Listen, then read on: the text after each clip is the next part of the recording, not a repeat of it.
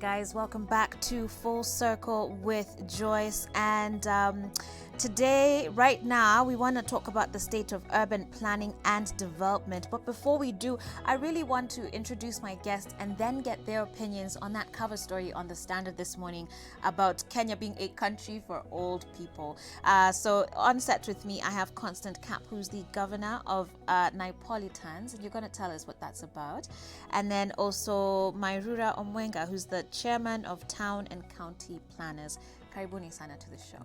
Thank you. All right, so I'll let you guys introduce what you do in just a bit. But before then, I read this story about Kenya being a country for old people and that there's no place for youth in the civil service.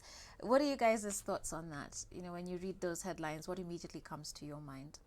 Okay, my perspective is people are looking at certain boards, presidential board, state appointments, and it's true, a number of them are being given to older people and et cetera, et cetera. Mm-hmm. But, you know, those are not, I would say, working on-the-job positions. And there's still a number of on-the-job positions being given to young people, especially at county level.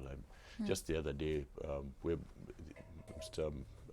Dr. Mairura is our chairman in the Town and County Planners Association of Kenya, and some of our members were seconded to different counties outside Nairobi, and some of these are fresh graduates. Okay. So I'll not really say that jobs are only going to old people. There are cases, quite a number of cases, where younger people are getting into the workforce. Of course, the general environment in the country at the moment is a bit different. It's not, we can't say the economy is as it was 10, 15 years ago.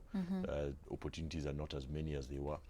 But some of these state appointments, I mean, I would not appoint a chairperson of a board to a 25-year-old. I mean, 25-year-old should be actually doing on-the-job work that generates income. So you feel that there's also, that age, there is more for young people to first learn too, that we shouldn't just be jumping straight ahead to these. And from my personal opinion, that is the case. Okay. And what about you, Mr. Mairura Omwenga? What do you think about this? What's your take? Yes, I think a very interesting title this morning. But on a light touch, I think even when you talk to the old, even for ourselves, I think everybody has a place in society, and that headline might immediately have an implication that we may not want to care about the aged. Indeed, even the aged, the older persons require to be taken care of in that particular regard. So I think the proper perspective really is that all of us have a place and an important role to play, and indeed our older persons needs to be taken care of in that when there are opportunities for them. But the issue, I think, is about equity, it's about proper distribution of opportunities that arise. Right. So there is a place for the older members of society who have gained experience in certain areas, and indeed very useful experience that they can bring to many institutions that we have. Right. Okay, so that experience, we don't want to lose it at all. But I think it's a matter of them trying to make sure that in terms of those appointments, the proper ratios are whatever in regard to the number of people who are youth in that particular regard vis-a-vis members of society. So each part has a part to play. Okay, well, let me ask you this, because, you know, our retirement age is supposed to be 60, right? And I take your point that it's not everywhere, because a lot of these are very senior positions. Most of these are, you know, chair of a fund or chair of a university, chair of some sort of commission or corporation. And so I understand, I take your point that there's employment in other sectors. It's just that these are very prominent positions. But at the same time, that retirement age, how do we then justify that a 91-year-old is the one chairing a sports, arts and social development fund, or that a 71-year-old is the chair, or 76 is the chair of the National Museums of Kenya, or that, you know, the youngest on this list at 62 is the chair of the Kenya Airports Authority? What happened to that retirement age, and do you agree with that bill about reducing that age down to 50? I was about to say museums is okay. It's appropriate. Maybe sports is questionable. Again, okay, some of those are very senior citizens, and with all due respect to them, I don't know whether they really have the energy and, that level of activity, be ready to put in the level of activity required to oversee some of these organizations. But at the same time, these are more of oversight positions. The challenge comes because of some of the perks that come with this. I mean, let's call a spade a spade. They come with allowances, benefits, etc., etc. And that's where, of course, there's a lot of contest. If they were just voluntary positions, I don't think people would ask questions. But, there's always a story of, we also want a piece of the cake.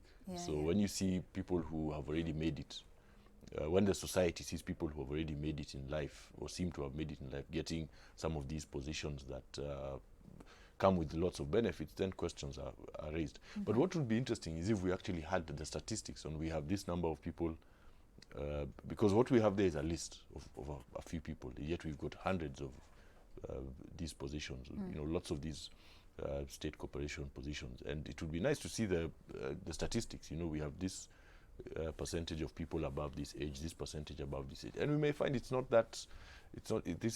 just a handful of them being I would certainly hope so. But it sounds like even our own MPs and women rep and all these guys here, I don't know if you guys can see this on your screens, but even Gladys Cholet, Uasin Gishu women's rep, is saying the country spent a lot of money to train the youth, but we still have this trend where those who have worked and retired will still be recycled to state jobs.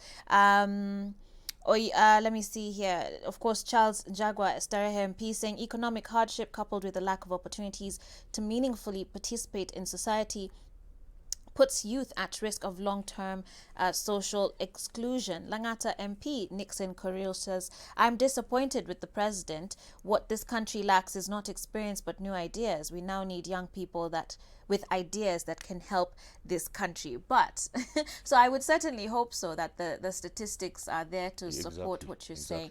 But it's also worrying that even our own MPs I mean, when you see that. someone in his 90s or his 80s, then you really ask questions. I mean, is it that there was nobody else? Is it that does he really have to especially be there? when one has retired? Yeah, Hiyo hata mimi hiyo nasikia uchungu.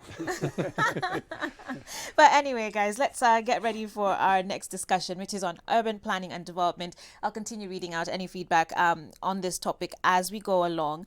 But so Constant, tell us about Naipolitans. What is that about? Yeah. And now you are governor, No, so at least we can say you it's have not governor, it's convener. Convener. It's convener. Nimeambiwa governors, like, wow. No, the convener. Naipolitans is a non-profit that brings together people with interest in urban and regional planning, both professionals, non-professionals, urban enthusiasts. So we occasionally organize urban dialogues and discussions. We have one coming up on the 31st of October. Okay. That's World Cities Day, in conjunction with Book Bank Kenya and a couple of other organizations, and that will be held at Macmillan Library. So we regularly organize discussions around various urban topics. Occasionally we engage in research with some of our partners. Last year we were part of a team together with the Stockholm Environment Institute that was doing some research on creative methodologies in sustainable transport. And we basically try to get people more aware on what on the urban planning space in the city. Okay. We find that we do have a number of professionals, like Dr. Mwenge and I in the space, but there are many citizens who have an interest and would like to have a say in doing things, or would like to just be aware of what's going on, and we kind of create that. Okay. More and recently, what's your background? My background personally, Yeah. I'm an urban planner. I'm an urban planner. I'm also a writer, and I write on a blog called AfricanCityPlanner.com. Okay. And I do a research in this urban planning and mobility space. All right. Yeah. Oh, and mobility. Yeah. Okay. That means including persons. Transport and basically what do you call multimodal movement, different ways of moving around the city. Yeah. Okay. It's more of a subset of planning, but I tend to spend a bit more energy there. All right. Yeah. And Mr. Mwenga, you're the chairman of the Town and County Planners. What are some of the main things that you guys hope to achieve through your organization? Now, thank you very much. The town planners are really professions, call them the lead professions as far as urban issues are concerned, about town cities are concerned. The town planner is really the father and mother of our towns. It's the town planner who will either make our cities move forward or stagnate, as it were, in that particular regard. So as a professional association of town planners, our major responsibility really is to make sure that our towns, first and foremost, are properly planned, because without proper planning, nothing really moves. And what goes into proper planning? Are we talking about just the infrastructure? Is this sewage systems? Is this sanitation systems? What goes into? It's really the totality of everything. Okay, it's really the totality of everything, and therefore you raise a very important context there. Within the urban space, within the town, towns first and foremost are considered to be the engines of development. Towns are considered to be a showcase of the excellence in society. Towns are the centers of innovation in that particular regard. And within the urban system, then, you have got all various activities. You have got housing, you have got transport, you have got commerce, you have got industries, and many other things. Transport systems, sewerage systems, all competing for the tiny space within the urban area. And a lot of these activities may not be compatible in terms of compatibility in terms of land use. So the responsibility of the town planner is, first of all, then to determine the best location of all these competing activities for this limited space, okay, and then trying to bring harmony in that particular regard. And it is true that all these activities, many of them could be incompatible, but they are related, and they need to be integrated in a sustainable manner. All right. Yes. I feel like when we're talking about planning, we almost need to put Nairobi in its own box, just because it's a lot more developed than the rest of the country, right? And then some of our towns, you know, the most basic of infrastructure, a lot of towns in Kenya are still lacking. So maybe we can try and distinguish those two for a moment. But looking at Nairobi, for example, one of the things that is very noticeable here is the lack of controlled development, that you can have a very beautiful apartment right here, and then your living room window is next to someone's toilet, you know, 1 foot away. And that the walls on that side are not even completed. It looks really shoddy. Of course, there was a time where we were seeing a lot of construction buildings falling down and collapsing. And then you have places like the coast, and I think it was even proposed in some places here in Nairobi for, you know, let's make this Santorini and have buildings painted all one color. Where should we start prioritizing? What are the big priorities when you look at Nairobi, without even, of course, traffic being the biggest thing? What would you say, though, when you look at Nairobi, what are some of the things that we need to really prioritize, Constant? It's quite interesting because, yeah, whenever we talk, you're right, whenever we talk about planning, many people just think Nairobi, and they forget about the other cities in the country that are putting quite an effort, and also the smaller upcoming towns that need to kind of also take care of that they don't end up with the same challenges that the bigger urban areas are facing. But Nairobi has a large web of challenges, and I would distinguish between service delivery and actual land use planning or physical planning, because service delivery is a big challenge in the city, you know.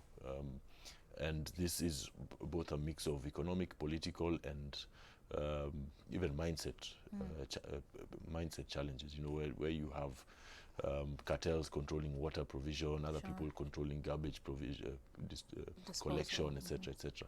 But when it comes to land use management, it's true that we have quite a lot to answer there. And you know, I was comparing plans the other day. We had a 1948 plan.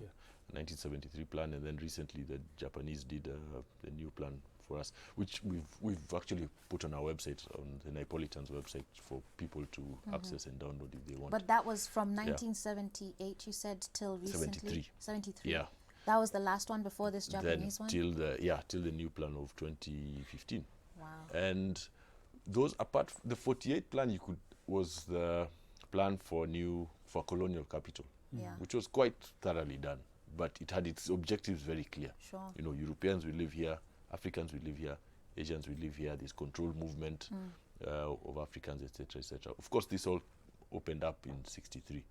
Come 1973, they tried coming up with it was the Nairobi Urban Study Group, but that plan was never really implemented. You can't really say So it was many never. things here Yeah, in it was. Kenya. There were quite a number of Good proposals, ideas on land use management, ones too, it transportation. sounds. Some good, some well. You could ask yourself whether they could be better, but that was never really put into place. And between that, there's a lot of like haphazard changes. I would call them almost haphazard or quick fix solutions. Change in zoning policy in certain areas Right. to meet some of the population needs, and that has kind of gone on up to date. When you look at how the various transformations in different neighborhoods, okay, some Okay. out of mere necessity, a city of 1 million and a city of 5 million have completely different needs. Right. In addition to the fact that the city is growing outwards, what we Right. call urban sprawl, where the city starts growing outwards, people are forced to use cars driving over those long distances, coming from, is it Syokimau, is it Rongai, etc. But now coming to the city itself, there is a necessity for more, I would say, local area planning, because even when you look at the Japanese plan, it's a very general kind of policy document.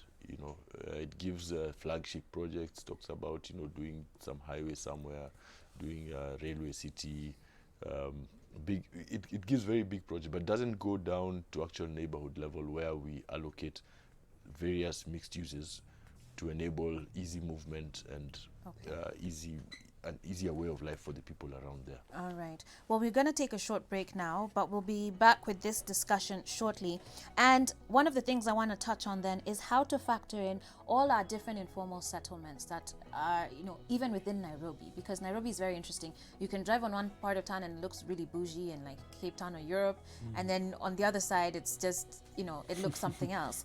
And also, of course, remember that dear Governor Mike Sonko was in Europe recently and was pointing to all these different rails. I really want to get your opinions as far as whether you think that's the way for us to go and what it will really take for us to make Kenya or Nairobi and other parts of Kenya the metropolis that I think most of us would like to see. This and so much more when we come back from this short break right here on Full Circle with Joyce. Stay tuned.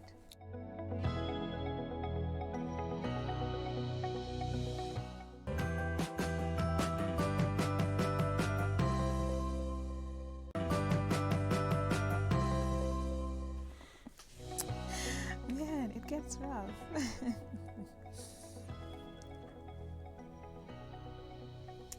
All right, guys, welcome back to Full Circle with Joyce. I'm here with my guest, Constant Cap, who's the convener of Neapolitans, and Mairura Omwenga, who's the chairman of Town and County Planners. And we're talking about the state of urban planning and development here in Kenya. And just before that, we were talking about just the way Nairobi is growing as a city. And I was pointing out that, on one side, you see these nice tall buildings and skyscrapers coming along. And then on the other side of town, we have informal settlements. And, as you're talking about the need to plan that and how our current plan, courtesy of the Japanese, perhaps doesn't take that into consideration, what then will be done with a lot of these informal settlements where you hear of these random fires just because of the materials that are used to build, poor infrastructure to even get in to offer emergency services. What then can be done for our informal settlements? Now, I think that's quite a critical question that we need to ask ourselves. And I will first of all start off from our constitution. Our constitution is one of the most progressive constitutions that we have, and in terms of the Bill of Rights. Mm-hmm. And indeed, therein, Kenyans have given themselves, as one of their fundamental rights, access to better housing than what we have at the moment, as a right, as it were, basic as it is. But unfortunately, I think this is where we need to be very clear. It's one thing to prepare plans, and it's another thing to implement in that particular regard. And I think always there is that disconnect. Okay. However, good plans that we may prepare, the implementation is always be the weakest point. All right. Well, actually, speaking of implementation, just before or during the break, we were chatting about, say, transport here in Nairobi. And one of the things that I was questioning is, for us to get like subway systems and get all these nice infrastructure things that we see abroad, do we have to flatten buildings in the city to make way for those things? And you guys seem to be of the opinion that we don't have to do that. And so on that note, our governor, Mike Sonko, was abroad recently, and there was these clips of him saying, like, this, and he was looking at the trams and whatnot. So is that possible to implement here in Kenya, even given what you're saying, though, that we are very good planners but terrible implementers? But looking at the sort of things that he was looking at, is that something for us to aspire to? Is that possible here, Constant? First of all, it's important to know that there have been very many plans concerning transportation in the city. From the 80s, when I think the Belgian government did something, there was an Indian consultancy that did something a few years back. The Japanese have come up with their proposals. There's a BRT plan that I think we've all seen that covers the city. There are 3 other proposals also that have come in, giving other ideas. Is a aerial cable car plan that was also published by the county some time back. So what we need to do is get into the mindset of just doing things. But Okay. I have to ask, who is responsible for all of that? Because these are people being paid, right? Yeah. To do the work. They've consulted, they're paid a lot of money to do the work and create these strategic plans and proposals and blah, blah, blah. And then it's not done. And then someone else comes and says, let's start over. Why is it that someone is not even looking or reviewing at what was previously done? Why aren't we building on what was previously done? Okay, the area of transport is very sensitive because we've got different bodies handling different things. We have Nairobi City County that has a transport and roads department that is all people say is quite poorly funded. We have Kenya Urban Roads Authority. We have Kenya National Highways Authority. We have Kenya Roads Board. We have the recently formed Nairobi Metropolitan Transit Authority, NAMATA, each playing a different role. And sometimes, unfortunately, as I've got to learn with some of my recent work, they're not even working and working together. And this, of course, ends up with pockets of things being done here and there, with the people doing things within the reach. Yesterday, we had the launch of the Nairobi expressway from, I think it's an overhead highway from JKIA to James Gishuru. Many people are already questioning it. Why are we doing that yet? Many cities, we can list up to 5, 6 cities that have brought down such expressways. Why is it something that's going to move 22,000 cars being prioritized over the BRT line 1 there that will move 500,000 people? Okay, so unfortunately things seem to be quite mixed up in the way we are the way they are organized. So is it that we need a coordination body formed, or is it that there isn't, in your opinion, is there an existing body that should be handling Constitutionally, that should be the role of the county government. Okay, transport and roads within a county. But unfortunately, we have these other bodies being formed by national government. Of course, there are various interests people have. And sometimes you find also some development agencies will only work with national governments. Some will work with city governments. So there's a lot of that comes in. But one thing, I mean, as I was saying, we need to get things done. We need to look at the city not from the point of view of, if we bring a subway, we will solve all our problems. No, it is what can we solve this year? Next year, what? Because if you look back the last 5 years, we're exactly where we were. But if every year we're making progress, and it's the same with informal settlements. If we ask ourselves, we've got many kids in informal settlements. How can we get them good education? And this year, next 2 years, we're focusing on schools in informal settlements. We're going to focus on hospitals in informal settlements. So we're focusing on people, and how can we get people's lives better, other than all the built up. Sometimes we focus a bit too much on the built up, and that's what I was discussing with Dr. earlier on, that we've got all these other professions sometimes that want to plan, but they are not focusing on the human being, the human being's life, which is where we come in as planners, because we emphasize on the fact that we are planning for people. That city without people doesn't exist. Speaking of people and planning for people, one of the things that is particularly lacking in Kenya across board is buildings that cater to persons with living with disability. In a lot of metropolises abroad, you'll find that it is actually by law that a building needs to have either ramps or wheelchair accessible washrooms and the like. Is that conversation taking place at all here in Kenya? Yes, I think that is a well-established requirement in the country. And you may have seen in the last 10 years efforts to make sure that all buildings are accessible in that regard to the disabled. But much more could be done.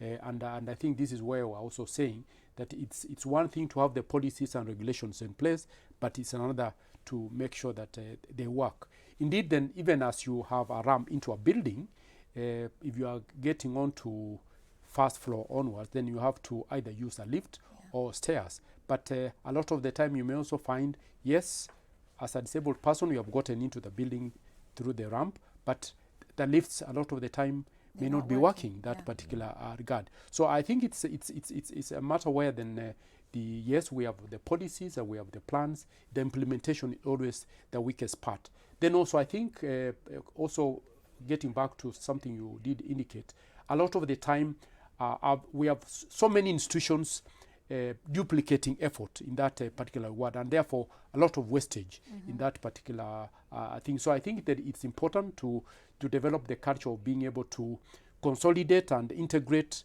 that we already have and make sure that it's working even before we move to something else. Talking about the issues of the challenges facing in Nairobi, for example, transport, it's not a question of actually building more roads, more whatever.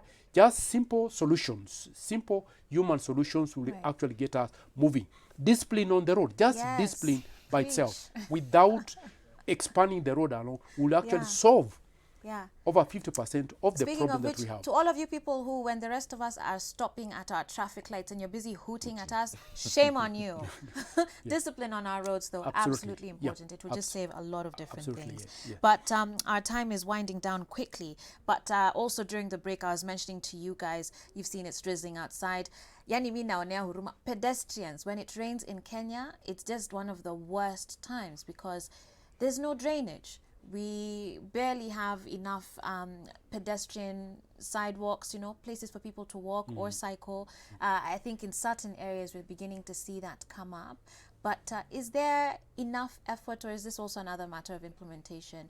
Factoring those in, because this is and I also actually think, just to clarify my point here, that should we allow for other forms of transportation to work smoothly, or for pedestrians to be able to walk comfortably to their workplaces, their places of business, maybe we'll see less cars on the road because it's easier to get around. But now it's like an aspiration, it's a need to get a car in Kenya just for the sake of moving around. Now, I think a very interesting perspective there, and this is where we need always start and focus on the person, on the human being, because essentially that's what all development is all about. Now, first of all, I think we must realize that whether you are driving a car, using a matatu or whatever, at any one time, we are all pedestrians. We are all pedestrians. In fact, statistics show that in terms of accidents, pedestrians are the leading victims in that particular regard. And a lot of the time you feel you are a motorist and therefore the needs of the pedestrians are not your concern. But you realize that as you drive into town, you'll one point or the other park your vehicle, and you are simply just crossing the street to get to your office. And if the risks on the road, the leading victims are pedestrians, then that could actually be your time that you'll be hit. Okay? You have left your office and you are simply going for lunch, so you are just crossing the street. So it's important to make sure that we make provisions for all these modes of transport, and in a manner that is really shows the element of equity. And indeed, this is where you find that it's important. Somewhere we use the term, we vote by our feet, as it were, so that to say then if the majority of us walk, then it means in terms of even resource allocation for the development of infrastructure for pedestrians should be that higher in that regard, so that if you have a road, then the road is not complete until then it has got provisions for pedestrians, for the cyclists, and all the other modes of transport in that particular I'll take that as your final comments, Mr. Omwenga, but Constant, your final comments as well, very briefly. No, I think prioritization of 45 to 50% of Nairobians walk to work as their primary means of movement. Somewhere between, about 45%. Funding for non-motorized transit, which is cycling, walking, handcart pulling, etc., is much lower than vehicular movement. Right. It has to be given a priority. Absolutely. As simple as that. Absolutely. There's a policy, non-motorized transit policy passed by the Assembly. There's a new transport policy that may be passing through, but we need to see more action on the ground. As simple as that. Hey, calling on all our policymakers and legislators and MPs and MC, please implement, Jamini, implement. Gentlemen, thank you so much for joining me here on the show. And as we take this break, let me read this comment here by Gitari Venus Kinyozi Tumaini Nyandara saying, hey Joyce, salimia wageni wetu. Mesalimiwa. To me, the Department of Urban Planning is totally in deep sleep. Our towns are struggling on how to deal with traffic jam and flooding due to poor drainage systems. Something needs to be relooked at. Thank you very much for that comment there. We're going to take a break now as we get ready for our second hour. I'm going to be talking to some change makers doing amazing things in society. Stay tuned. So much more on the way.